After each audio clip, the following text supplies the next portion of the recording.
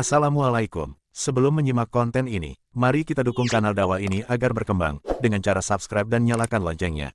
Jazakumullah khairan kasiro.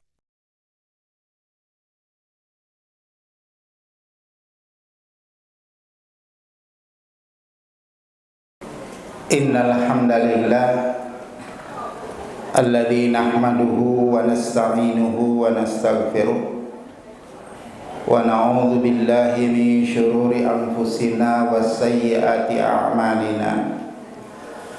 Faman yahdihillahu fala mudilla lahu wa man yudlil fala hadiya lahu. Asyhadu an la ilaha illallah wahdahu la syarika lahu wa asyhadu anna Muhammadan abduhu wa rasuluhu amma ba'du.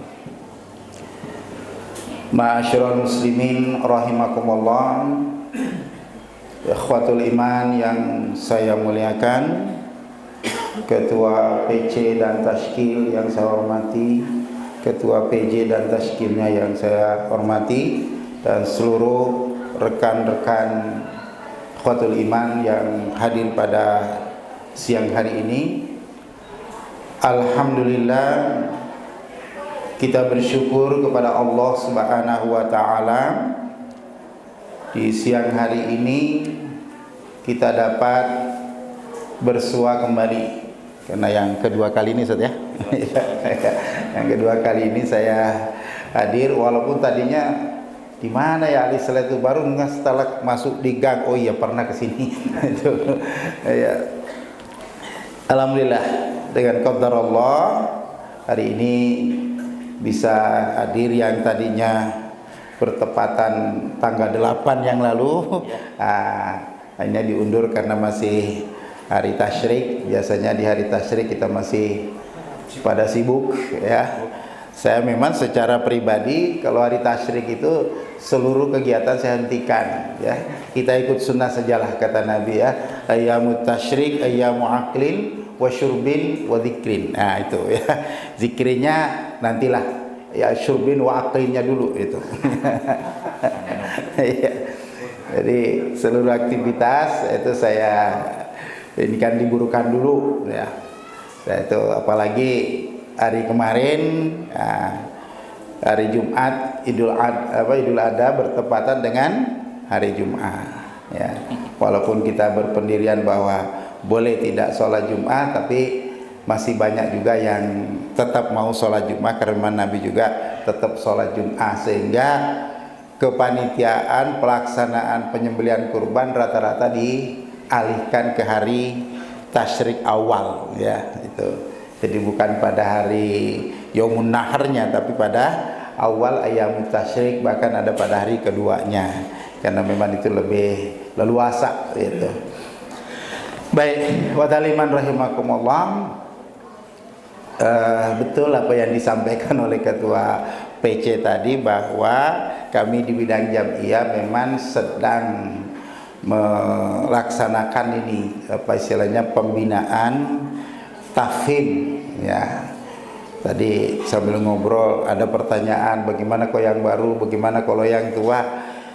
Ini khusus apalagi kalau Jawa Barat, wajib, hakun wajibun. Nah, itu ya harus diikuti semua. Jangankan ketua umum kemarin saya suruh ikut beliau ya, harus jadi contoh Ustaz. Ya siap ikut, walaupun beliau itu nggak komen gitu, dia jangan ikut itu, ya, ikuti tafhim ya. Karena memang ini program ya, namanya program jamiah ya, semua harus ikut itu ya. Walaupun makanya kita pun juga fleksibel saat itu ya, bagi orang-orang tua kita yang nggak sanggup atau PC yang memang ini, silakan. Yang siap bermalam itu lebih bagus ya. Yang memang nggak sanggup hanya bisa 1 hari ya, enggak masalah, silahkan aja. Nanti diatur dengan tim pembinanya. Itu dalam hal ini di bidang jam'iyah lewat Bidgar SDJ. Saya ingatkan jangan terlalu kaku Ustaz. Ini bukan, kalau pemuda bisa kita begitu kan, tapi kalau persis ini karena banyak yang sudah sepuh, nah kita harus menghargai, menghormati sesepuh kita ya. ala mastata'tum, sesuai kemampuan mereka, jangan dipaksakan gitu. Ya, itu pembinaan seperti itu bekerja sama dengan Badiklat ya, karena memang kita sudah punya Badiklat. Walaupun demikian, tetap lewat Badiklat ada juga yang minta langsung pembinanya itu dari tim bidang Jamiah. Ya silakan aja, selama tidak berbenturan dengan acara lain dipersilakan. Seperti hari ini di Garut, PC apa itu hari ini di Garut, nah itu minta langsung ketua bidang SDIJ yang turun sama pengembangan Ustaz. Itu hari ini sehari, itu mulai tadi pagi sampai nanti ini jam 4:30 kalau nggak salah baru ditutup acaranya gitu.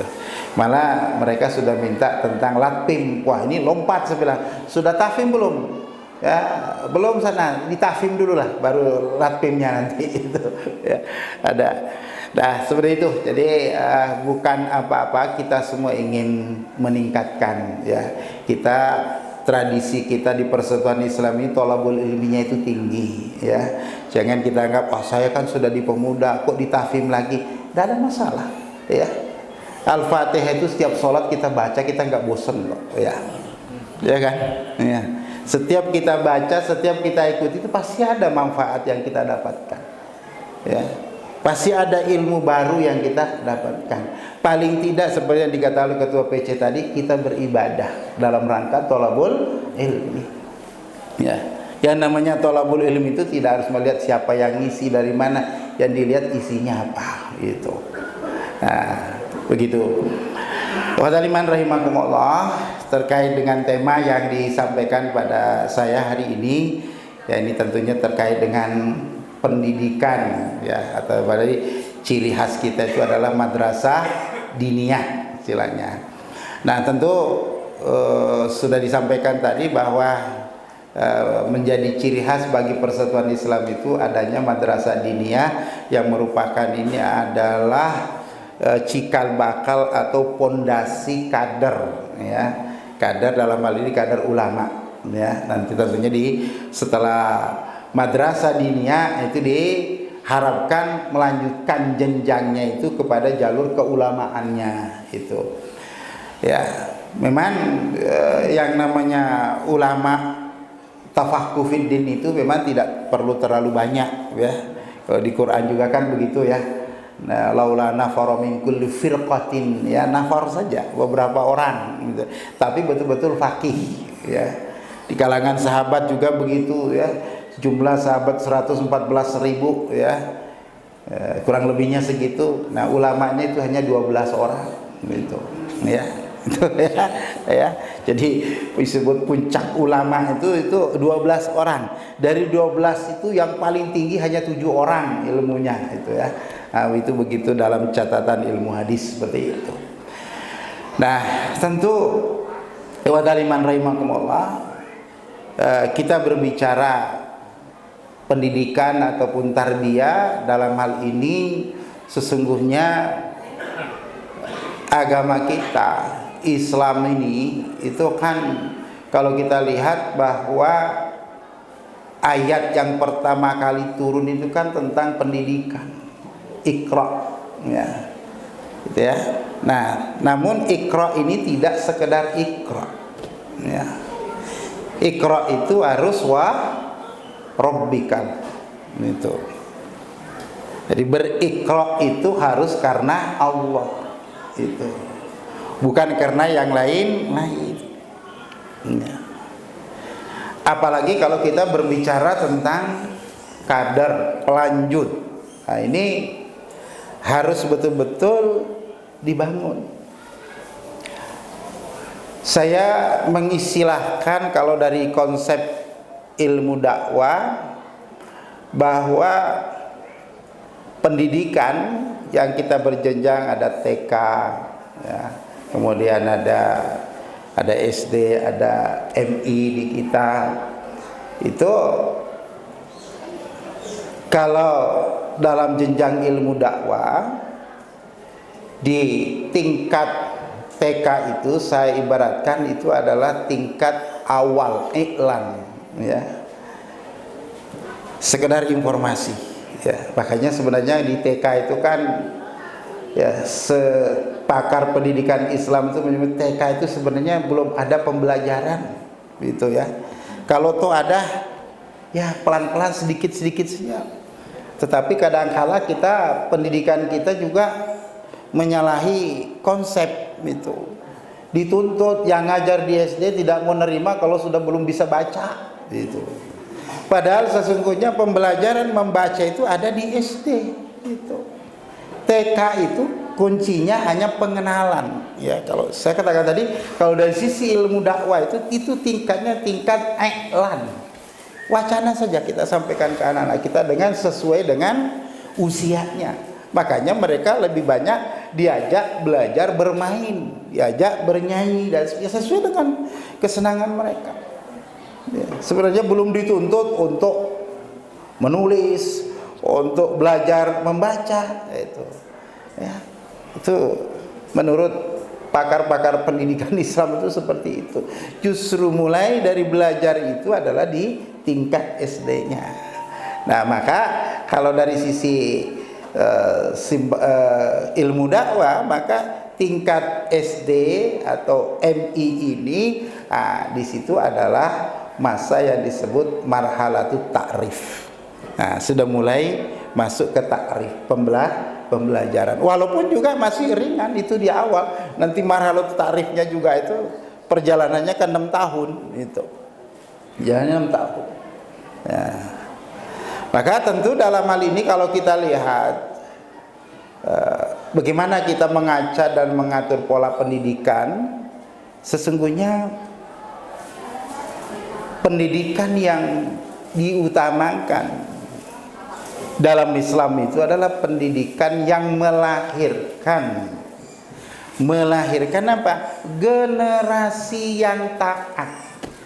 Ya. Generasi yang taat kepada Allah. Ya. Nah, inilah sesungguhnya yang sangat penting kita pelajari dari kisah Nabiullah Ibrahim. Kadangkala kita di dalam membaca kisah Nabiullah Ibrahim itu, apalagi di bulan Zulhijjah, yang dibicarakan itu adalah kurbannya, ya, bahwa kurban Nabi Ibrahim, bahwa kurban ini adalah syariat daripada Nabi Ibrahim. Ya, tidak salah, walaupun Nabi Ibrahim itu melanjutkan saja syariat sebelumnya, gitu. Tetapi sesungguhnya yang paling pokok di situ, yang paling penting itu bagaimana caranya kita membentuk, ya tadi kalau disebut generasi emas itu adalah generasi yang indah. Ya. Generasi emas dalam pendidikan Islam, contoh utamanya itu adalah Ismail alaihissalam. Ya. Itulah yang kita inginkan, itu pendidikan kita sesungguhnya itu arahnya ke situ. Membangun karakter lulusan yang luar biasa taatnya kepada Allah. Itu. Padahal Ismail itu nggak tahu lulusan madrasah mana itu. Jadi Ibrahimiyah. Ya, Ibrahimiyah ya. Padahal bukan Ibrahimiyah itu yang langsung, ya. Kan? Ajariyah. Iya, itu ya. Kalau melihat dalam sejarahnya, begitu lahir ada perintah suruh bawa ke Mekah, gitu. Ditinggal ya. 15 tahun kemudian baru ketemu dengan ayahnya. Gitu. Ini siapa yang membina sebenarnya ini? Ya, apakah Ibrahim atau Hajarnya? Gitu. Ya. Begitu selesai tugas perintah, nyampe di Mekah, Ibrahim suruh balik ke Palestina. Ya. Ada sejarah menyebut 15 atau 16 tahun kemudian baru kembali ke situ. Berarti Ibrahim sudah dewasa itu ya. Itu. Lalu yang membina siapa? Disinilah ibunya. Ya. Nah, kebetulan ibu-ibu banyak-banyak. Ya. Jadi apa yang disebut oleh Nabi di dalam Quran, di dalam hadis, bagian potongan dari hadis kullukum ra'in wa kullukum mas'ulun an ra'iyati. Salah satunya adalah wal mar'atu ra'iyatun fi baiti zaujiha wa waladiha. Itu penting ya, wa waladiha. Dari usia TK sampai usia MI SD, ini peran penting ibu gitu. Ya, yang melahirkan generasi taat penuh seperti Ismail itu adalah ibunya ya. Ibunya mungkin alumni Pajagalan itu ya, wallah alam itu ya. Ya, itu ya. Jadi, nah ibunya dari mana? Tentu yang membina sebelumnya adalah tadi lulusan Ibrahimiyah itu. Itu ya. Jadi madrasahnya madrasah Hajariyah, lulusan dari Ibrahimiyah itu. Ya.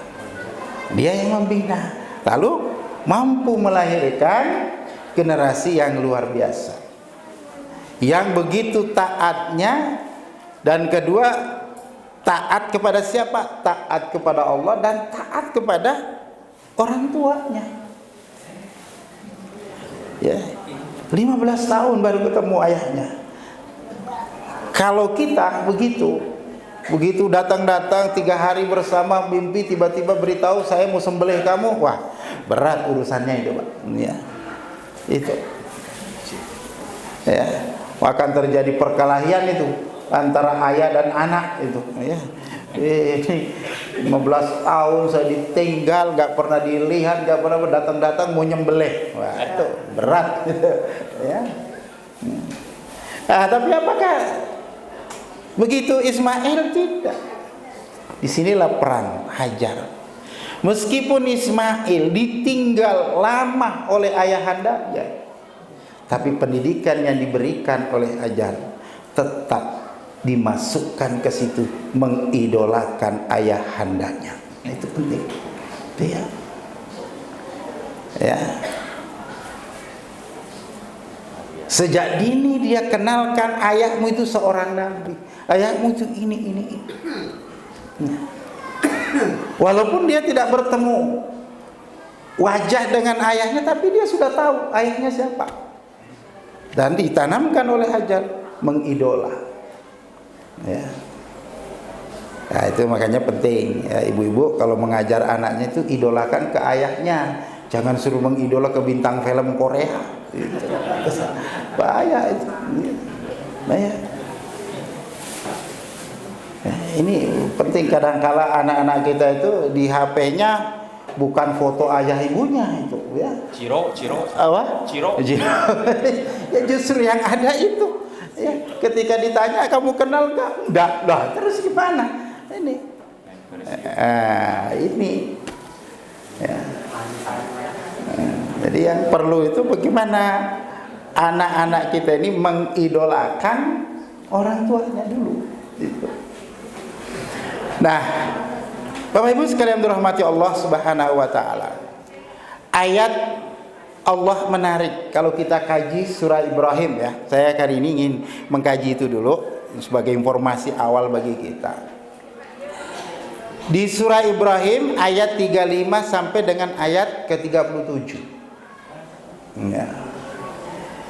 Di sana Allah Subhanahu wa taala berfirman, "A'udzubillahi minasyaitonirrajim. Wa idza qala Ibrahim rabbi ij'al hadzal balada amina wajnubni wa baniya an na'budal asnam. Rabbi innahunna adlalna katsiran minan nas. Faman tabi'ani fa innahu minni wa man 'asani fa innaka ghafurur rahim. Rabbana inni askantu min dzurriyyati biwadin ghaira dzi zar'in 'inda baitikal muharram. Rabbana liyuqimus salata faj'al af'idatan minan nasi tahwi ilaihim warzuqhum minats tsamarati la'allahum yashkurun." Dalam ayat ini Nabiullah Ibrahim pertama kali yang beliau lakukan ketika anaknya akan ditinggal di Mekah, apa yang beliau katakan? Rabbi ja'al hadzal balada amina. Ya Allah, jadikan negeri ini negeri yang aman.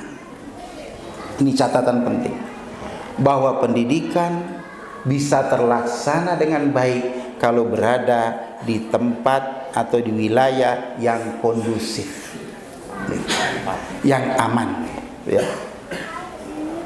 Nah, maka penting wilayah-wilayah pendidikan kita itu diperlukan, wilayah itu harus menjadi wilayah yang kondusif, aman, tidak ada gangguan apa-apa di situ. Ya. Suasana belajarnya anak kita enak, santai tapi serius. Ya. Ya, sekarang itu kan ada istilahnya apa? Sekolah ramah lingkungan, ada sekolah ramah anak-anak. Nah, ini juga kalau saya kritik ini, Pak. Ya. Ya, kalau di SD Persis saya di Brebes saya sudah beritahu dan sudah dihapus, ya.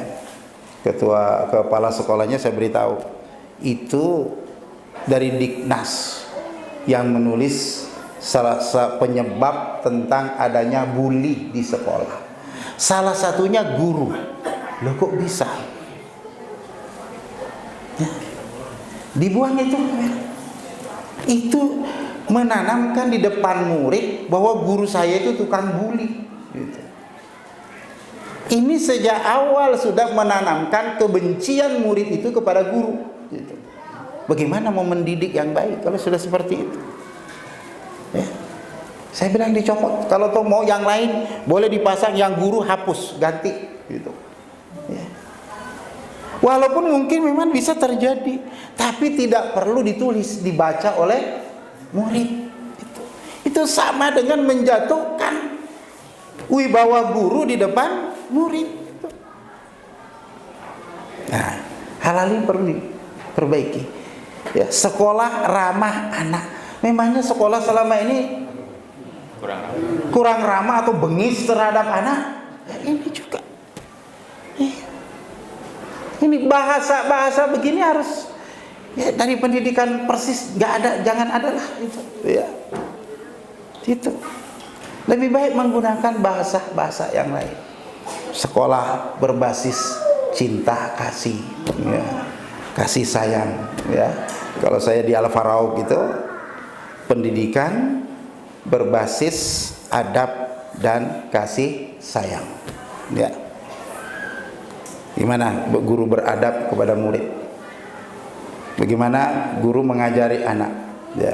Kalau di Al-Farauk itu saya berikan ini kepada asatid, semua asatid tidak boleh ada yang marah ke murid. Yang boleh hanya saya. Ya. Karena akan berbeda nanti. Ya. Karena itu guru harus bisa tersenyum di atas emosi. Gitu. Gimana pun emosinya terhadap murid, tapi di depan dia kamu harus tersenyum. Ya. Nah, itu belajar. Itulah guru hebat, saudara. Ya. Murid marah, murid membuat dia marah, tapi dia senyum. Itulah guru hebat. Sesuai dengan sunnah Nabi kan. Ya. Orang hebat itu yang bisa menahan emosi, bukan yang mampu membanting jewer murid. Harus dianggap guru hebat, bukan. Ya. Menanamkan kewibawaan kepada murid, tidak harus kejam kepada murid. Nah, sini pentingnya. Artinya al-balada aminan diperlukan tadi, suasana yang enak sekolah itu. Ya. Ya. Istilahnya kalau bahasa Prof Mamannya itu ramah lingkungan. Nah, beliau kan pakar lingkungan tuh ya. Di mana-mana pasti bicara lingkungan berujung udut. Nah, gitu ya. Saya aja yang nggak pernah ngerokok, siap ketemu masih ngudut. Allah, Prof, saya ini nggak pernah begitu. Gitu aman. Ya, itulah ciri khas beliau ya. Baik. Nah, itu pertama. Kedua, wajnubni wa baniya an na'budal asnam. Pendidikan dasar kita apa yang harus pertama kali ditanamkan ke anak-anak kita, anak didik kita adalah ketauhidan. Ya. Ini meskipun kalau tingkat madrasah diniyah tentu jangan yang ribet-ribet gitu ya. Jangan dia masuk belum apa-apa sudah bicara tentang Asy'ariyah dulu, mumet anak kita kan. Ya diajarkan yang lurus saja dulu. Ya. Nanti itu pengembangan pemahaman tauhidnya, akidahnya nanti itu penting nanti kalau sudah tingkat atas. Tapi tingkat bawah itu harus yang diajarkan adalah yang benar aja dulu, ya. Yang melenceng-melenceng nanti sekedar informasi. Tujuannya apa? Kenapa tadi wajnubni wa bani na'budal asnam? Tujuan utamanya ini adalah untuk membangun kekokohan akidah yang nantinya menimbulkan prinsip, ya. Jadi ada, kalau saya sering menyebutkan bahwa ada yang harus menjadi catatan penting bagi kita, bahwa di dalam pendidikan Islam itu secara umum mulai dari tingkat dasar sampai perguruan tinggi sesungguhnya itu ada di Al-Maidah ayat 54. Ya. Sehingga saya sering sebutkan bahwa pendidikan dalam Islam itu adalah mengacu membentuk generasi 554. Itu rumusan, ya. Generasi 554. Al-Maidah ayat 54. Ya. Nah, generasi yang bagaimana? Nah, Allah kan sebutkan gitu. Ya ayyuhalladzina amanu may yartadda minkum an dini fasawfa ya'tillahu biqaumin. Apa itu biqaumin? Yuhibbuhum wa yuhibbuna. Yuhibbuhum wa yuhibbuna. Ini. Pendidikan akidah itu adalah untuk membangun ini yang pertama kali nih. Yuhibbuhum wa yuhibbuna. Allah mencintai mereka dan mereka cinta kepada Allah. Coba kalau kita lihat ayat itu, dibalik oleh Allah.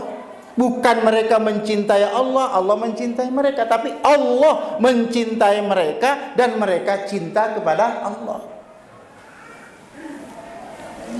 Generasi yang mana ini? Inilah generasi yang kokoh akidahnya, yang memiliki tauhid yang luar biasa. Ya. Itulah tauhid yang ditanamkan oleh Nabi Ibrahim lewat istrinya ke Ismail alaihi salam. Ya. Allah mencintai dan ia cinta kepada Allah. Bayangkan. Gak mungkin Allah sembarang memberi cintanya kepada hamba. Syarat mutlak mendapatkan cinta Allah adalah memiliki tauhid yang unggul dan utuh. Itu. Jelas wala dan baroknya itu.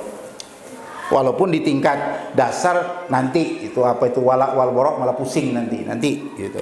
Tapi ajarkan dulu. Nah, namun kadang-kala di kita ya, mengajarkan anak-anak kita menerjemahkan kalimat tauhid saja terkadang kita masih keliru gitu. La ilaha illallah. Seringkali kita mengartikan apa? Tidak ada Tuhan selain Allah. Ini sudah salah.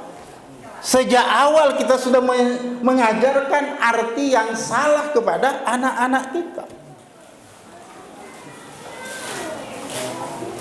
Tidak ada Tuhan selain Allah.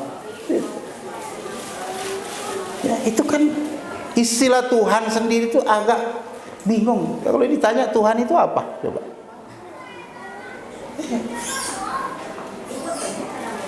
Itu tidak dipahami oleh anak-anak kita. Makanya kalau saya selalu mengajarkan itu, istilah Tuhan itu nggak usah diperkenalkan ke anak-anak kita. Artikan saja ilah itu maksudnya apa? Al-Ma'bud itu. Tidak ada sesembahan yang berhak disembah kecuali Allah. Itu. Loh, kok ada yang disembah yang lain? Ada, betul ada yang disembah selain Allah. Tapi apakah dia berhak? Tidak. Berarti penyembahan, ketaatan kepada yang selain Allah itu adalah penyembahan dan ketaatan yang salah sasaran. Itu. Nah, maka ini pertama kali penanaman itu dulu. Ya. La ilaha illallah. Gitu. Nah, disambung dengan Muhammadur Rasulullah di kita.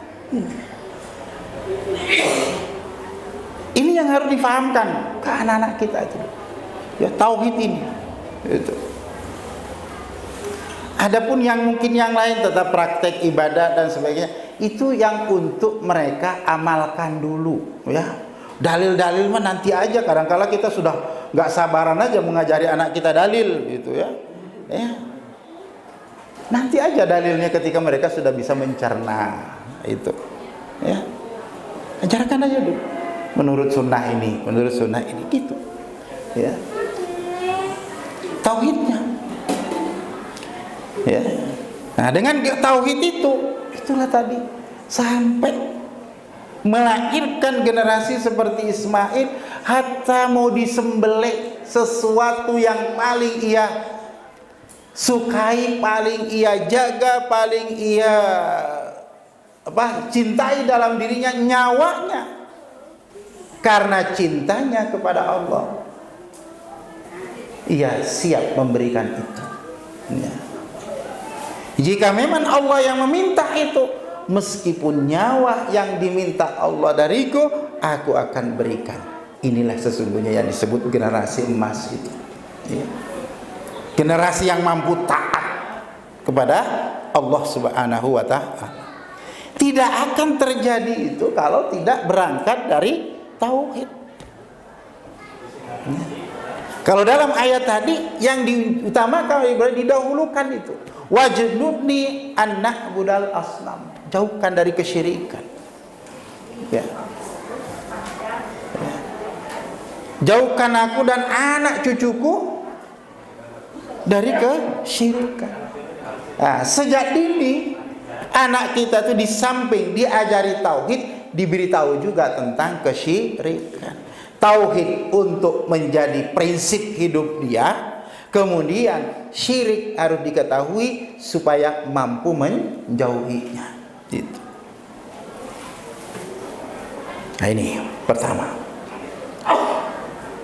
Ya, tempat yang harus kondusif, ya, baik untuk belajar tenang.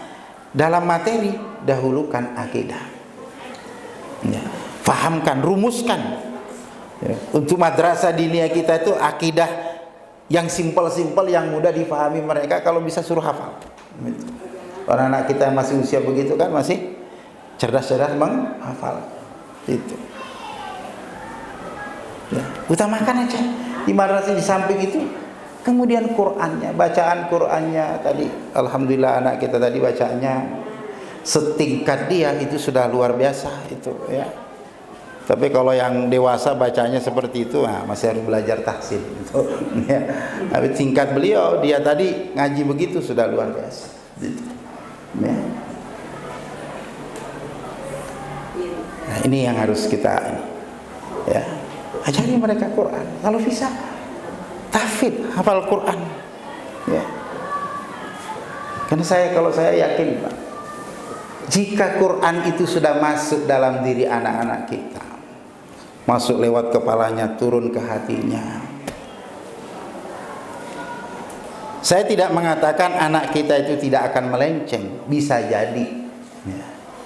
Tetapi kalaulah terjadi ia melenceng, keluar dari red, insya Allah tidak terlalu jauh. Dan akan mudah kembalinya, kenapa? Ada Quran bersarang di dalam dirinya. Ya. Quran itu akan menjadi hudan, menjadi nur, akan menjadi cahaya bagi mereka. Itu. Ya. Nah, itu penting ya. Ajarkan Quran mereka, itu penting.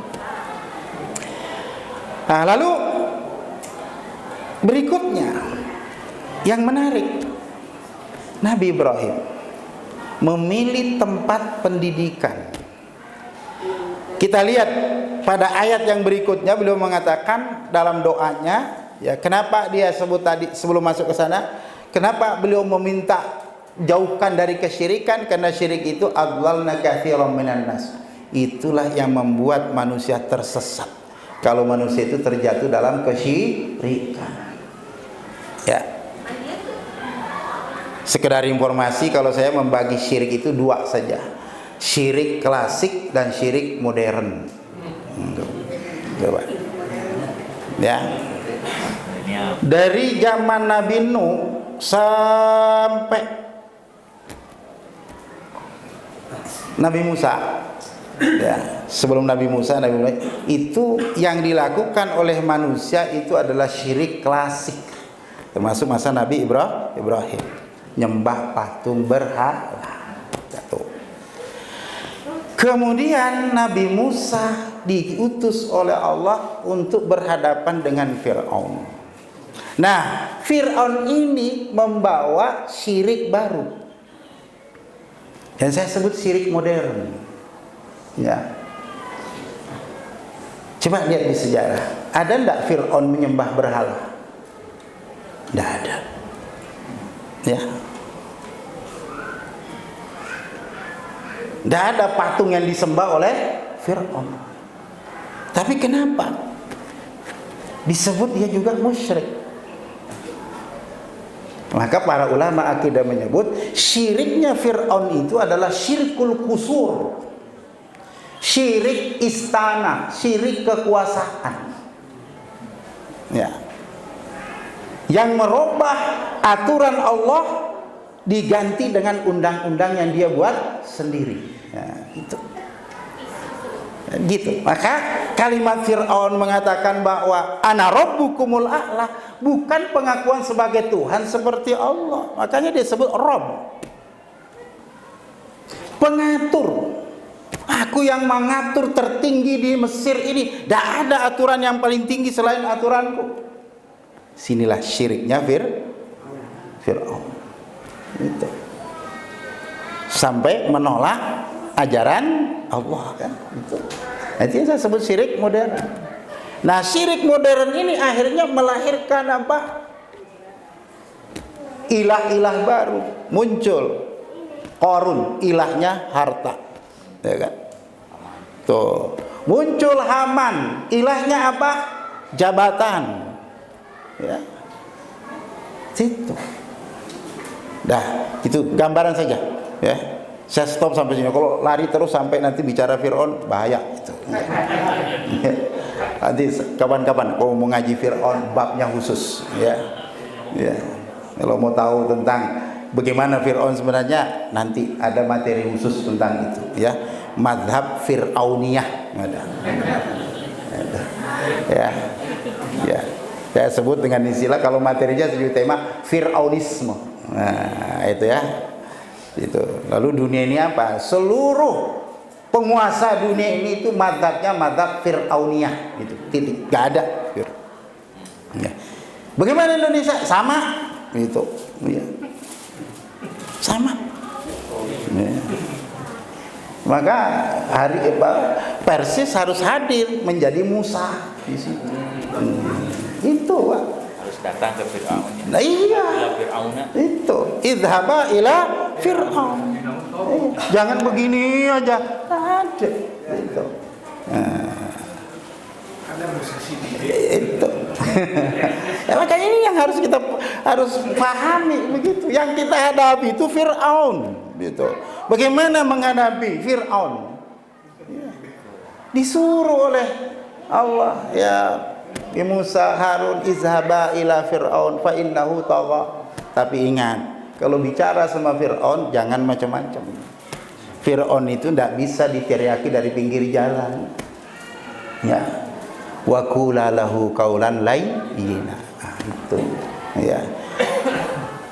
menghadapi Fir'aun kamu harus berbahasa yang baik. Ya. Ya, udah titik sampai di situ. Nanti lanjut larut pulang nanti ya. Nanti pokoknya sudah mulai terpanah semua ini ya. Nanti pengajian lagi kalau mau itu tentang Fir'aunisme ya. Oke, nah saya kembali. Nah, itu tadi. Adzalna katsiran minan nas. Sudah saya tutup sampai di situ. Kesyirikan itu bahayanya di situ. Itulah awal kesesatan. Ya. Jadi semua kesesatan itu berawal dari kemusyrikan. Gitu. Baik itu nanti syirik klasik atau syirik modern. Gitu. Itu berawal itu dari situ semua. Apapun itu semuanya itu dari situ. Nah, inilah yang oleh Nabi Ibrahim sangat memohon kepada Allah, jauhkan dari itu. Ya. Tauhid dan syirik itu, tauhid menjadi pendirian, syirik agar Allah menjauhkan kita dari itu, anak-anak kita dari itu. Ya. Nah, selanjutnya dia mengatakan Rabbi inni askantu min dzurriyyati biwadin ghaira dzi dzar'in inda baitikal muharram. Nah, ya Allah ya Rabbku, aku letakkan anak cucuku di tempat yang gersang. Ya. Nabi Ibrahim justru meletakkan anaknya Ismail, istrinya Hajar di tempat yang gersang.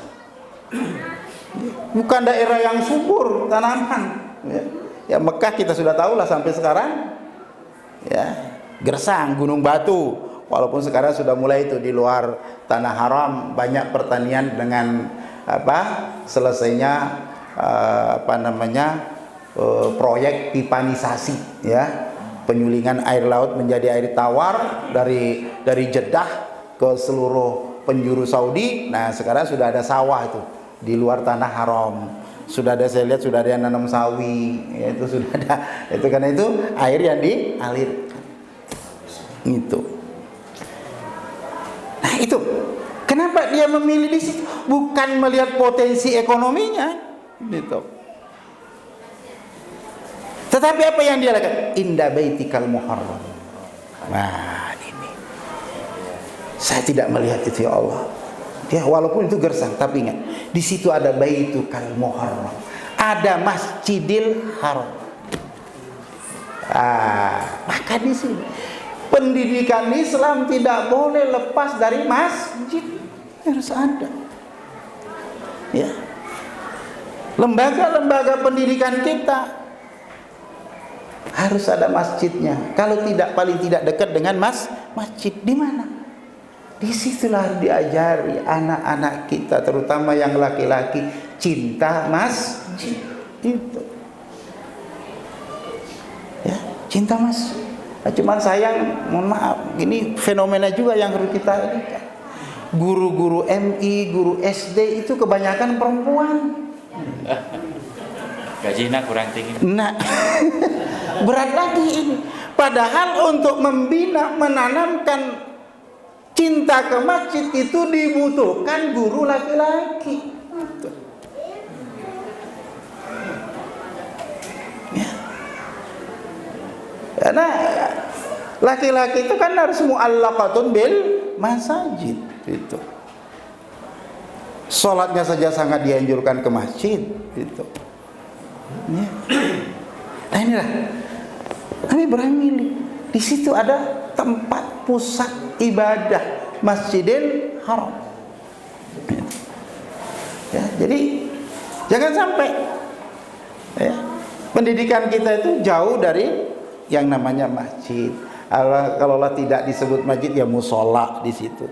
Tempat apa? Mendidik mereka dekat dengan Baitullah. Membangun tadi salah satu generasi yang disebut hatinya itu mu'allaqatun bil masajid.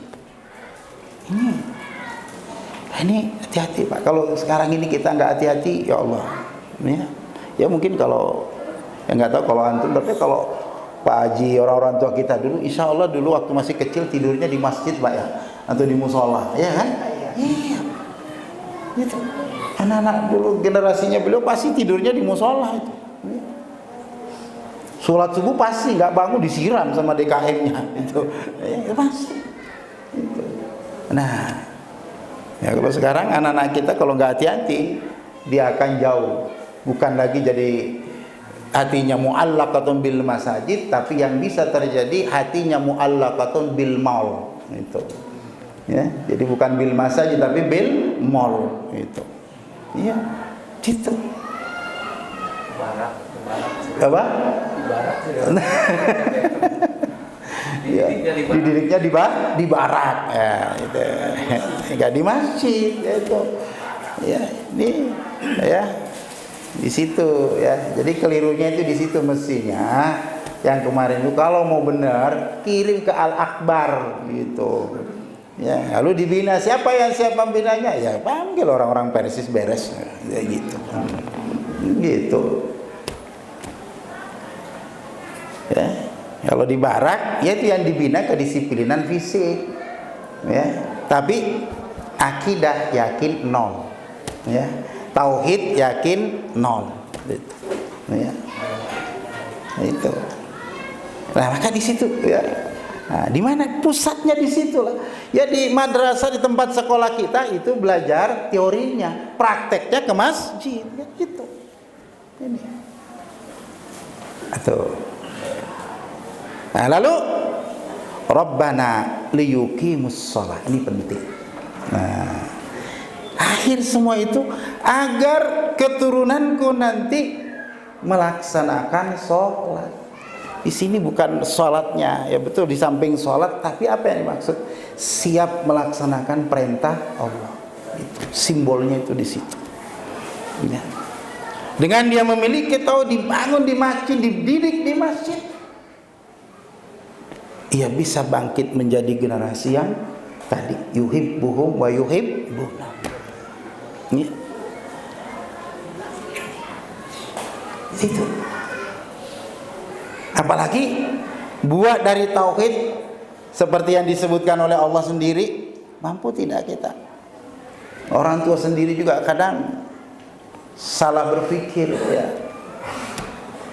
Nah, bagaimana Nabi Yakub berpikir tentang generasinya, di ayat Al-Baqarah 133 itu kan, am kuntum syuhada idh hadara Yaqubal maut idh qala li bani ma ta'buduna min ba'di. Ya, ingatlah, ya, apakah kalian hadir? Tentunya kalian tidak akan hadir, kan, itu istifham ingkari namanya, ya. Hanya perhatikan, ingat berkedua contoh Nabi Yakub. Siapa Nabi Yakub? Ya, keturunan daripada Ibrahim.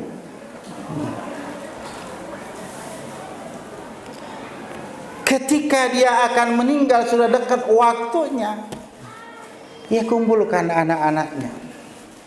Qala li bani ma ta'buduna min ba'di. Nanti wahai anak-anakku, nanti sepeninggalku, kepada siapa kamu akan tunduk patuh? Ya. Nabi Yakub berpikir itu, memikirkan generasinya dari awal. Nanti kalau saya tiada, anak cucuku ini masih nyembah Allah tidak? Ya. Jadi yang dipikirkan tuh ma ta'buduna min ba'di. Kalau ayah-ayah sekarang yang dipikirkan ma ta'kuluna min ba'di. Rata-rata itu yang dipikir. Ma ta'kuluna min ba'di. Kamu makan apa, nak, kalau saya sudah nggak ada nanti? Sekolahmu nggak beres, nggak bisa kerja, nanti kamu makan apa? Yang dipikirnya itu makan apa? Bapak Ibu sekalian, urusan dunia ini dibina ndak dibina itu pasti diberi oleh Allah. Itu sudah disiapkan oleh Allah. Sebelum lahir kita sudah disiapkan semua. Tapi ingat, untuk ukhrawi tidak, karena ukhrawi itu pilihan. Ya. Lahir ke dunia itu bukan pilihan, takdir Allah. Makanya untuk kehidupan dunia semua disiapkan oleh Allah. Kan nggak ada yang pernah kita ditanya oleh Allah, kamu mau lahir nggak ke dunia? Kan nggak pernah. tiba-tiba lahir gitu aja. Nah, maka Allah zat yang maha tahu kebutuhan manusia untuk hidup di dunia disiapkan sebelum dikeluarkan ke dunia. Itu secara otomatis, secara goriza manusia itu pasti. Makanya kalau ada manusia milih nganggur itu menyalahi fitrah. Betul, menyalahi fitrah sebagai manusia. Tetapi ingat, untuk kehidupan akhirat, ya. Jadi kalau saya katakan lahir ke dunia, kehidupan dunia itu adalah bagian daripada ijbari. Ya. Kita nggak bisa milih. Ya. Mungkin kalau bapak tahu konsekuensinya hidup, ketika ditanya oleh Allah dulu, kamu mau lahir nggak ke dunia? Ya. Kira-kira jawabannya apa? Pasti rata-rata bilang enggak, berat gitu. Ya. Nah, itulah rahasianya Allah nggak nanya kita gitu ya. Ya. Nah, untuk kehidupan dunia udah disiapkan karena nggak perlu ditanya. Nah, tapi untuk akhirat Allah beri ikhtiyari, pilihan. Faman syaa'a falyu'min wa man syaa'a falyakfur, pilihan. Nah, maka karena ini pilihan, kalau tidak ada tarbiyah, tidak ada bimbingan, tidak ada pendidikan, maka pasti anak-anak kita, generasi kita tidak akan sampai akhirat dengan baik. Nah, maka inilah yang sangat dipentingkan itu di situ. Bahwa pendidikan kita tadi yang memberikan bahwa untuk melahirkan generasi emas, madrasah diniyah kita, tanamkan ini ketauhidan itu. Lalu sehingga nanti ketika tauhidnya muncul, liyuki masalah, akan membangun pada dirinya itu adalah dorongan untuk beramal soleh, ibadah kepada Allah Subhanahu wa ta'ala. Itu ya. Itu yang akan lurus ya. Ya. Karena yang kalau kita kembali yang disebut generasi emas itu kan bukan sebenarnya urusan dunia, tapi mereka yang generasi yang memiliki pikiran lintas alam, enggak? Lintas alam, dunia dan akhirat, tembus pikirannya ke sana. Bukan hanya melihat, justru dia apa yang dia kehidupan dunianya ini betul-betul disiapkan untuk kehidupan berikutnya. Itu generasi emas itu. Ya.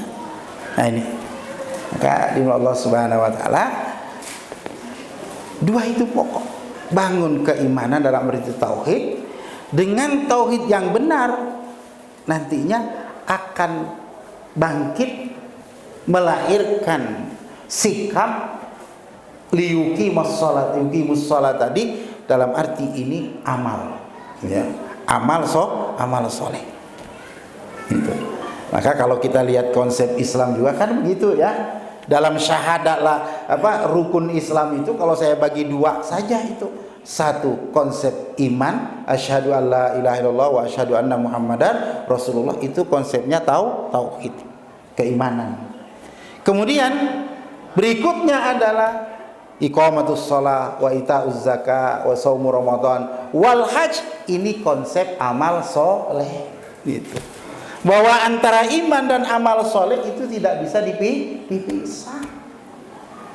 Ya. Maka harus ditanamkan ke anak-anak kita itu. Apa yang membuat kamu nanti masuk surga? Kalau kita tanyakan semuanya masuk surga. Masuk surga? Iya. Pertanyaannya, apa yang membuat kamu masuk surga? Yang menjamin kamu masuk surga apa? Iman, tauhid, itu yang pokok. Tidak akan ada orang yang masuk surga tanpa iman atau tanpa tauhid. Itu menjadi syarat mutlak. Ya.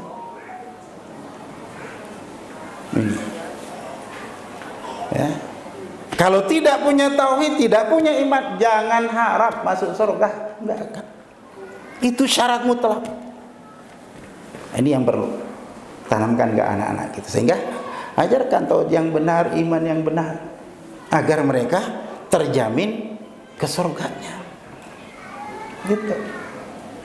Nah, namun perlu diingatkan pula, Iman kita itu hanya fungsinya memastikan kamu memastikan kita ini menjadi penghuni surga. Itu. Tetapi dia tidak mampu membentengi kamu dari neraka. Ya. Iman tidak mampu membentengi kita dari azab neraka. Ya. Hanya dia mampu menjamin dan memastikan siapa yang memiliki tauhid, miliki iman yang benar, dijamin surga. Ya. Tapi kapan ke surganya? Nah, ini pertanyaannya. Ya. Nah, maka selanjutnya dibutuhkan amal soleh. Amal soleh itulah yang menjadi benteng dari neraka. Maka kalau iman dan amal soleh melekat dan menjadi karakter dalam diri anak-anak kita, fa insya Allah dia akan menjadi generasi faizun, ya. Generasi yang faizun, generasi yang berhasil dan beruntung, ya. Itu. Nah, maka menjadi pendidik itu berat, ya. Kalau guru mah gampang, ya kan? Guru itu gampang karena guru itu tugasnya apa? Transfer ilmu, sudah selesai. Tapi menjadi pendidik itu berat, ya. Apalagi kalau kita di pesantren, ya. Saya mulai dari Bangil sampai Brebes tuh ngurus pesantren yang 24 jam bersama saya. Semuanya boarding. Ya, kalau di kita mungkin enggak ya saja, tapi ya. Kadang saya katakan andai masih bisa ada waktu ditambah itu enggak cukup waktu 24 jam itu. Ya. Ya. Untuk kita membina gitu. Ya. Karena begitu beratnya amanah ini. Apalagi semakin hari semakin tantangan semakin berat, bukan semakin mudah. Dan sekarang ini, iya, ajari anak kita, setannya masuk lewat HP kadang. Iya. Tuh. Ya, cuman saya tidak setuju juga kalau kemudian selalu HP disalahkan dalam pendidikan. Ya, kadangkala kita juga keliru, tidak menjelaskan kepada anak-anak kita apa manfaat daripada HP itu. Yang banyak dijelaskan negatifnya, gitu. Ini juga keliru. Konsep pendidikan sekarang kita tidak bisa lepas dari itu. Dunia teknologi. Nah, maka perlu ada justru yang harus dimunculkan tuh manfaat teknologi. Jangan negatifnya, mudaratnya teknologi. Gitu. Seringkali itu mudaratnya ini. Sehingga yang terbangun dalam pikiran anak kita itu pikiran negatif, Pak. Gitu. Ya. Kalau dalam Islam yang dimunculkan itu pendidikannya adalah membangun pola pikir yang positif. Itu. Maka bahasa-bahasa yang kita pakai kepada anak-anak kita itu adalah bahasa yang mengandung nilai-nilai positif. Itu. Nah ini, maka jamaah sekalian, kalau kita ingin, ya itu usaha ya yang kita lakukan. Tapi ingat sekali lagi, usaha kita itu harus ada maksimal. Tugas kita sebagai guru, tugas kita sebagai asatidz, tugas kita sebagai pendidik itu adalah tugasnya adalah hidayatur rasyad. Ya. Hidayatur rasyad, bukan hidayatut taufik. Ya. Hanya memberi bimbingan. Karena itu Bapak Ibu sekalian, jangan hanya memberi bimbingan kepada anak kita. Tak kalah pentingnya doa kita untuk mereka. Ya. Mohon kepada Allah lewat hidayatur rasyad, ilmu yang kita berikan, pendidikan yang kita berikan, pembinaan yang kita berikan, ya Allah, beri hidayatut taufikmu kepada mereka. Itu penting. Ya. Karena hidayatut taufik itu hak prerogatif Allah. Kita berusaha, tapi bagaimana menjadikan anak itu baik? Bukan kita. Maka harus hadirkan Allah di situ. Apa? Lewat mana? Doa kita. Ya. Maka baik kita sebagai orang tua, jangan pernah sehari tidak mendoakan anak kita. Sebagai guru, sebagai pendidik juga demikian. Jangan pernah luput. Ya. Saya ada pengalaman baru. Kapan hari ada salah seorang guru, saya lihat agak galau, saya panggil. Kenapa Ustaz?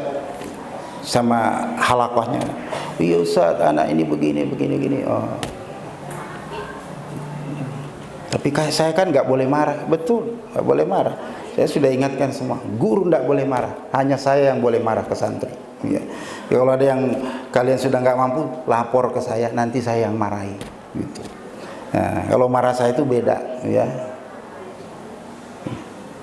Beda kalau kalian yang marahi, macam-macam caranya. Ya.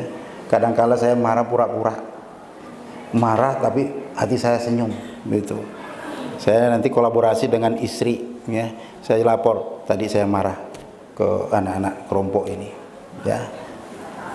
Ini nih, coba nanti kamu yang panggil mereka, ya. Jangan membuat mereka takut ke saya, tapi justru segan. Nanti kamu yang ini, tampil sebagai ibunya, bukan membela, tapi meluruskan, gitu. Ya. Ini, ya cerita gini. Oh, baik. Satu pertanyaan saya Ustaz saja. Tolong dijawab dengan jujur. Dalam sehari berapa kali Ustaz mendoakan murid-murid yang Ustaz asuh halaqah? Dia diam. Ustaz, saya ulang pertanyaan saya. Berapa kali Ustaz mendoa? Saya dijawab dengan jujur. Akhirnya dia ngaku, tidak pernah. Nah, ini masalahnya. Ya. Jadi Ustaz yang salah, bukan santrinya. Ya. Seringkali di kita itu yang jadi maf'ul bih santri, yang jadi terdakwa santri. Wah, ini. Ya. Kita yang terkadang tidak bisa mengajar, gitu. Ya, makanya harus jadi guru hebat. Ya. Kalau tidak bisa begini, cari lagi begini, cari lagi. Wah, sudah berbagai cara Ustaz, belum. Bukan, namanya belum. Pasti ada. Jangan menyamakan semua, mereka berbeda. Ya. Ya. Saya kalau di Al-Farouq itu memang saya nggak ngajar tetap, Pak. Ya, paling hari Jumat saya ngajar, yang lainnya banyak jalan aja. Ya. Tapi saya pantau, ya, satu persatu. Kadang-kadang kalau sudah saya lihat seluruh asatid hari ini libur, saya yang ngajar. Itu masuk, itu sentuhan saya berikan. Gitu. Ya. Itu aja. Lihat bagaimana. Ya, itu tadi. Kalau perlu saya pura-pura marah, saya pura-pura marah. Gitu. Untuk memberikan perhatian kepada mereka. Nah inilah, maka ini penting, ya. Makanya itu tanamkan akidah, ya. Tauhidnya, imannya kita perbaiki, ya. Kemudian tanamkan mereka untuk selalu beramal saleh. Dua itu saja cukup, ya. Ini akan luas itu. Untuk di tingkat dinia itu ditanamkan itu, insya Allah. Ya. Mulai dari mana? Ya, ini para guru di madrasah dinia, saya ingin tanya, sepatu sandal anak-anak kita kalau masuk masjid teratur tidak? Enggak ya? Nah ini, coba mulai dari situ. Ya. Ketika dia masuk masjid atau masuk musola, atau mungkin ada madrasah kita yang harus melepas sandal atau melepas sepatu. Ya. Begitu mereka masuk ruangan, sandalnya sudah menghadap ke sana dengan rapi. Ya. Diajari, mulai dari situ, mulai dari yang kecil. Itu. Masuk ruangan, kalau memang harus melepas sandal, sandalnya dibalik menghadap ke, bukan menghadap ke dalam, tapi rapi, berjejer. Gitu. Ya. Bukan numpuk-numpuk di suatu tempat. Gitu. Ya. Coba, itu hal kecil. Tapi kalau itu kita terapkan, itu akan berpengaruh pada kehidupannya. Ya. Ya. Justru mulai dari sandal, kalau kita tidak atur, selamanya akan kita membangun generasi tidak teratur. Ini. Sekarang itu hal kecil, padahal itu punya pengaruh. Ya. Itu. Hal kecil seperti itu, kepedulian. Ya, itu. Ya. Ya, kalau saya di Al-Farauk di PPI 369 itu gitu.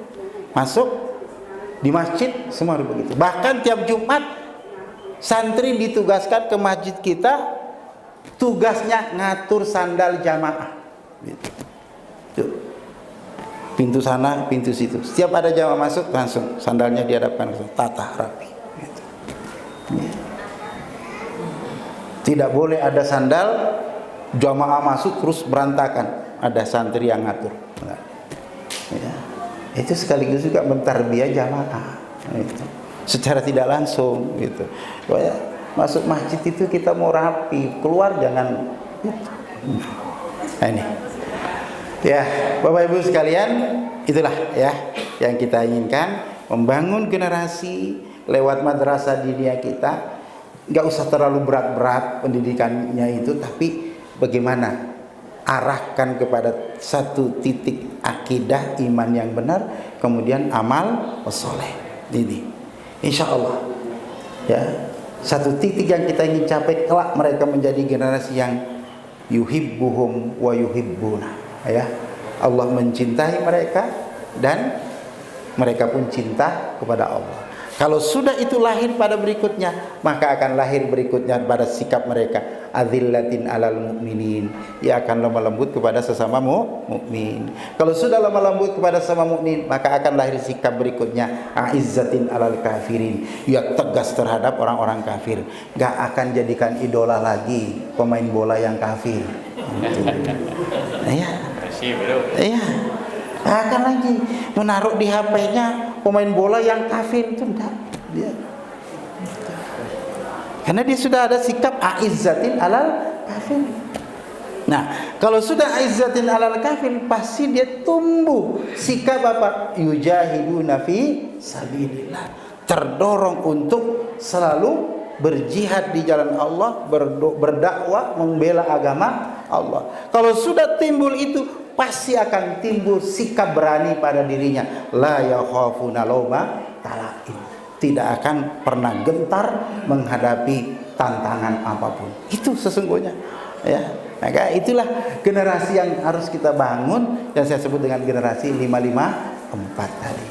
Ya, barangkali itu yang bisa saya sampaikan sebagai uraian pengantar. Mungkin ada tadi ada diskusi Ustaz ya. Fadhal, silakan. Ya, mohon Ustaz. Saya aturkan jazakallahu jazak kepada Ustaz yang telah menyampaikan dari terkait dengan meraih generasi emas melalui pendidikan yang paling rendah, yang paling dasar, yaitu madrasah diniyah.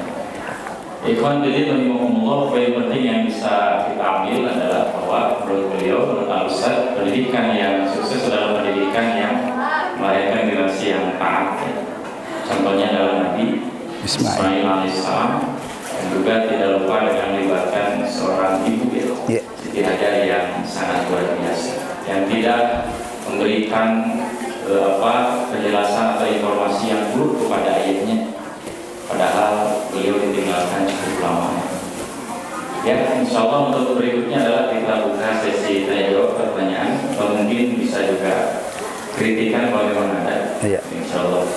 Silakan kita buka.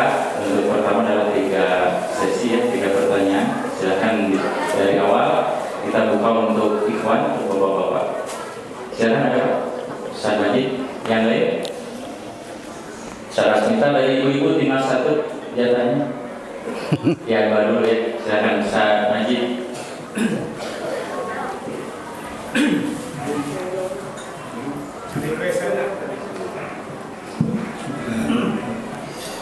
Izinkan saya untuk mengajukan 2 pertanyaan.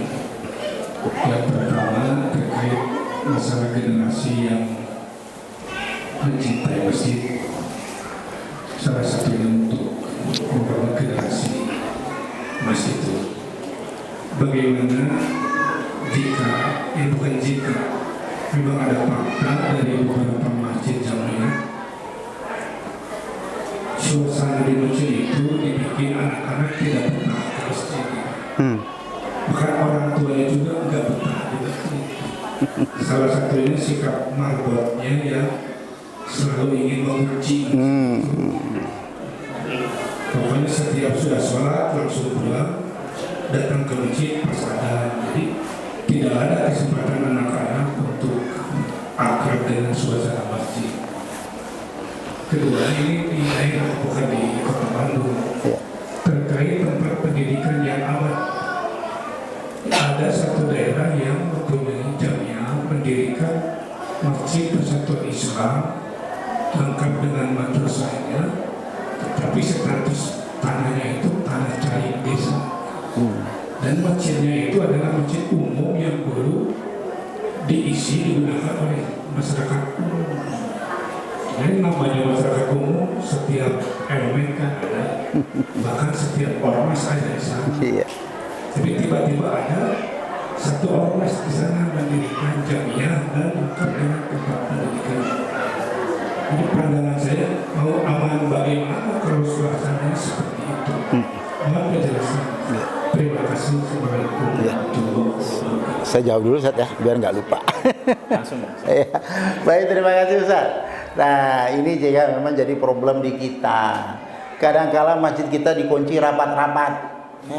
Itu tidak sunnah seperti itu. Kapan masjid Nabi dikunci? Ya enggak? Ya tentunya orang Persis Quran sunnah, masjid marbotnya nggak Quran sunnah itu. Jadi buka aja masjid kita. Nanti hilang ininya jamnya Ustaz, biar aja deh hilang. Nanti paling juga 10 kali udah jerah malingnya gitu. Ganti kalau hilang gitu. Buka.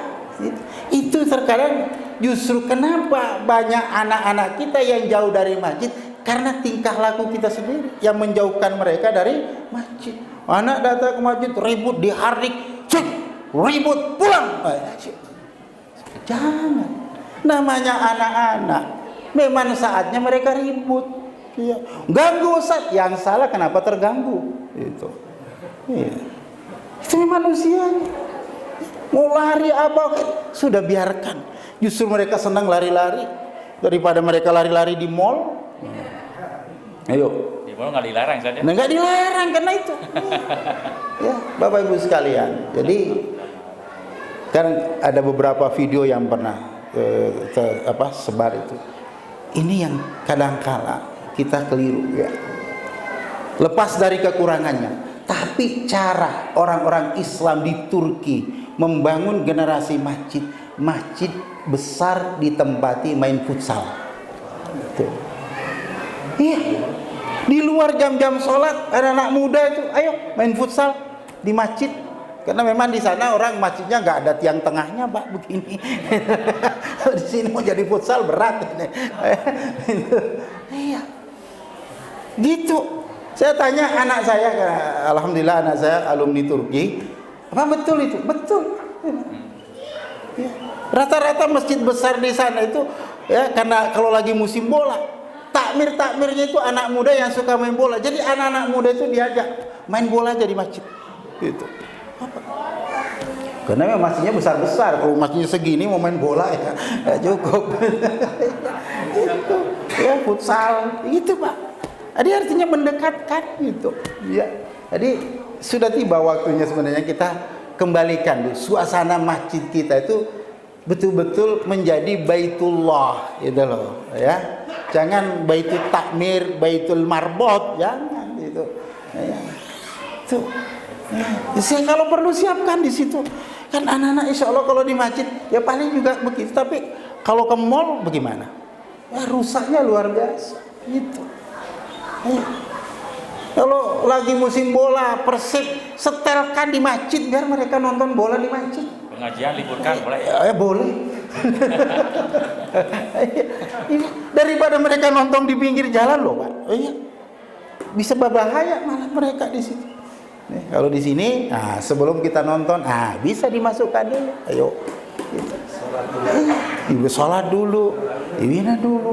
Ya lepas mereka datang ke masjid sholatnya karena mau nonton bola itu urusan lain lah. Ya, tapi difasilitasi gitu. Nah ini penting. Jadi, tolonglah di stop lah begitu gitu marbot tuh, apa istilahnya secara tidak langsung menjauhkan anak-anak kita dari masjid, dikunci rapat-rapat. Anak berbuat salah di masjid dihardik, jangan. Kalau toh salah diberitahu secara baik. Ya.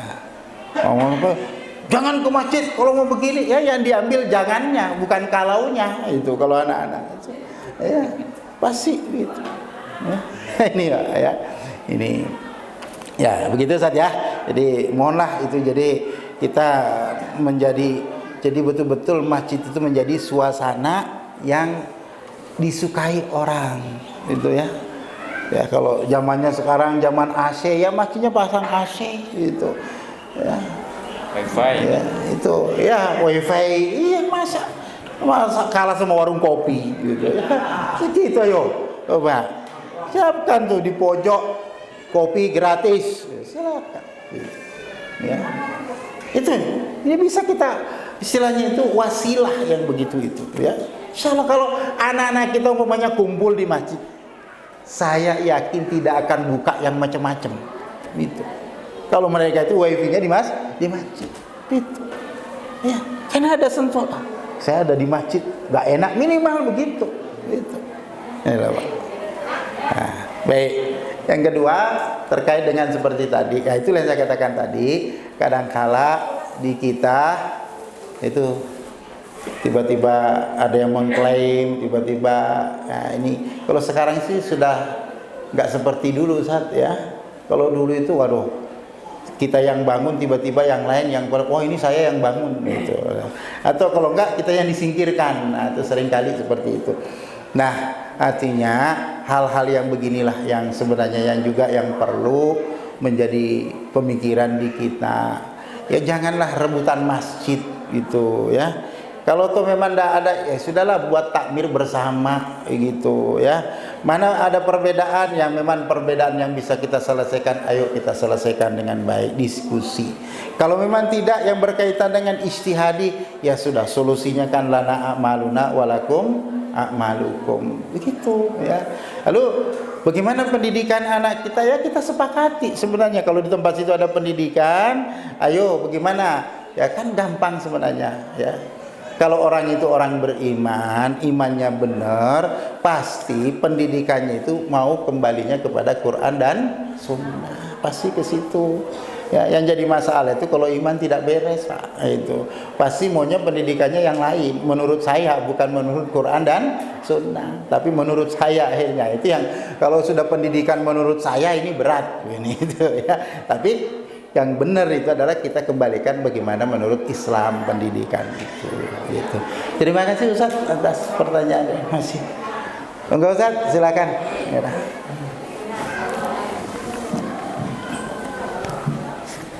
Bismillahirrahmanirrahim.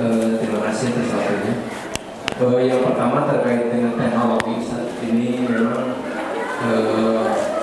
kita memang tadi betul apa yang datang pusat itu yang negatifnya, terutama di pendidikan formal itu kadang-kadang anak yang tingkat SMP, SMA itu bawa HP dan dikumpulkan. Nah ini memang dampaknya sangat berat karena kita melihatnya dari negatifnya.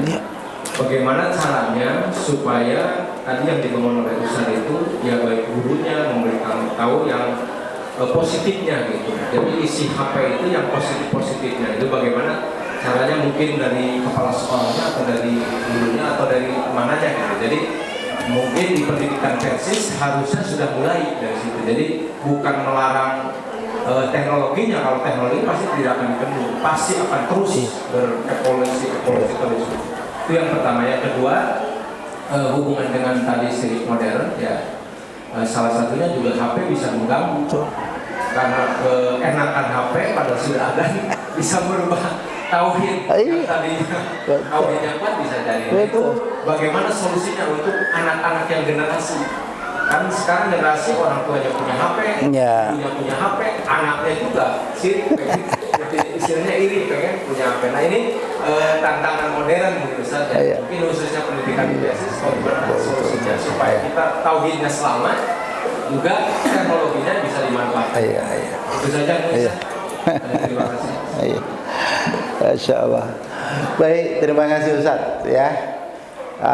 Insya Allah kalau hasil daripada kurikulum yang sedang dirancang, walau yang sudah hampir sempurna sebenarnya oleh bidang tarbiyah, apa yang Ustaz tanyakan tadi akan terjawab di situ, ya. Tuh. Nah, kedua terkait dengan HP tadi, betul. Jadi apa yang harus kita lakukan? Maka seluruh jajaran pemangku, pembina di situ harus berpikir positif dulu, Pak. Itu. Karena jangan disamakan. Seringkali kan kita begini, wah kita juga dulu nggak begini. Memang betul nggak begini. Memang mereka zamannya bukan zaman kita. Kalau kita dulu zamannya itu main bolanya itu ke sono, ke sawah dan sebagainya. Sekarang mereka ngejar nangkap ikannya di HP, kan gitu. Nah, itu beda di situ. Ya. Nah, maka inilah memang jadi untuk membangun pikiran positif namanya itu memang harus perlu tarbiyah, Ustaz, perlu pengalaman. Ya di kita itu sebenarnya saya saya lupa PPI-nya Ustaz Nasruddin Syarif itu. Nah di pembinaan beliau itu HP bebas kan? Bebas. Itu. Saya waktu itu cerita, dia beliau nanya saya, Ustaz, kalau di Al-Faraud anak-anak boleh bawa HP nggak? Boleh. Ya, saya tidak melarang mereka. Tapi saya belum berani 100%. Ya, mereka memegang. Ada waktu-waktu tertentu. Ya, kadang-kala waktunya nanti kalau jam saya mengajar semua pegang HP. Nah, itu untuk menunjukkan bahwa manfaatnya apa. Nah, jadi kalau saya mau mengajar kadang sudah HP-nya memang dikumpulkan. Semua minta HP ke TU. Semua pegang HP. Sekarang kita belajar lewat HP. Ya. Udah materi saya buat PDF, share semuanya. Nah, itu diantara manfaat kalian punya HP. Murah, meriah, dengan satu share kalian sudah tidak perlu lagi menulis, tidak perlu ini lagi. Sudah, itu. Nah, jadi jangan selalu melihat sisi negatifnya. Ada manfaatnya. Maka bercobalah menggunakan teknologi ini secara positif.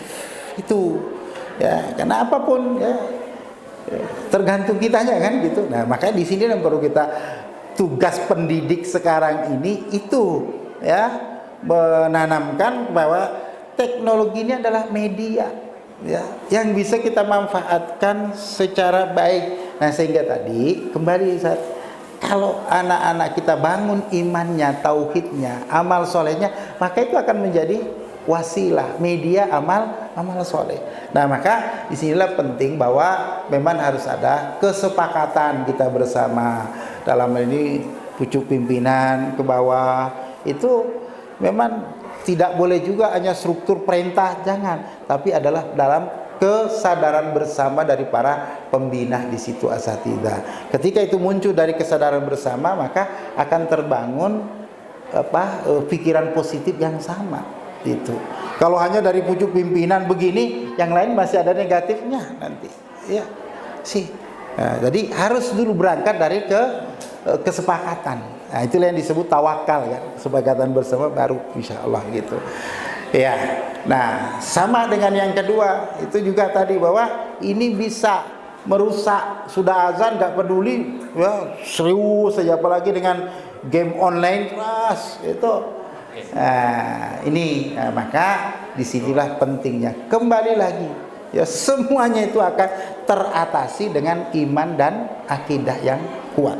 Jika di situ kita bangun pondasinya yang kuat, insya Allah tantangan apapun tidak akan merusak anak-anak kita, ya. Maka kata Nabi kan la yadurrukum man khadzala min. Kalau kamu berpegang teguh dengan iman dan tauhid ini tidak akan merusak kamu gitu. Nah, yang seringkali kita sering salahkan kan yang perusaknya. Padahal kitanya enggak kuat. Nah, inilah ya. Jadi yang perlu itu adalah kita memperkuat diri kita itu. Kalau kita sudah kuat, sekuat apapun yang mau merusak itu ya enggak akan tembus. Ya. Jadi itu kadang-kala kita tidak siap, akhirnya menyalahkan itu. Padahal kalau kita siap, insya Allah selalu pikiran positif. Nah, Islam kan mengajarkan kita begitu, ya. Hanya perkuat imanmu, perkuat ini. Hanya menerangkan syirik itu begini, maksiat itu begini, ya. Lalu perkuat supaya tidak terjerumus ke situ. Insya Allah kalau kembali lagi ke situ tadi, insya Allah akan generasi emas itu akan terwujud, mereka bangkit dengan teknologinya, akidah yang kuat, maka sekuat apapun teknologi itu, dia akan mengambil di situ nilai-nilai positifnya. Karena ke depan pasti begitu. Jangan, tidak bisa kita pisahkan anak kita dengan teknologi. Itu masanya mereka itu. Ya. Nah, tinggal sekarang ya tadi kita juga ya guru-guru juga jangan gaptek gitu ya. Harus bisa juga. Jadi supaya tidak selalu menilai negatif aja, positifnya diambil. Begitu Ustaz, wallahu a'lam bishawab. Itu. Terima kasih kepada Ustaz yang telah menjawab beberapa pertanyaan. Khotimah memang karena waktu barangkali Ustaz telah membersama kita hampir 2 jam. Kebetulan juga ada agenda berikutnya ke Bandung Barat. Mudah-mudahan pertemuan ini jadi pertemuan yang penuh dengan berkah, kebaikan dan juga sebagai wasilah untuk menambah wawasan ilmuwan kita terkait dengan pendidikan. Terakhir, saya mohon maaf apabila dalam membaca acara ini banyak kekurangan dan kesilapan. Tutup saja juga acara ini dengan sebuah doa kafaratul majlis. Subhanallah wa bihamdihi asyhadu an la ilaha illa anta astaghfiruka wa atubu ilaik. Qulu qawli hadza wa astaghfirullah li wa lakum. Assalamualaikum warahmatullahi wabarakatuh.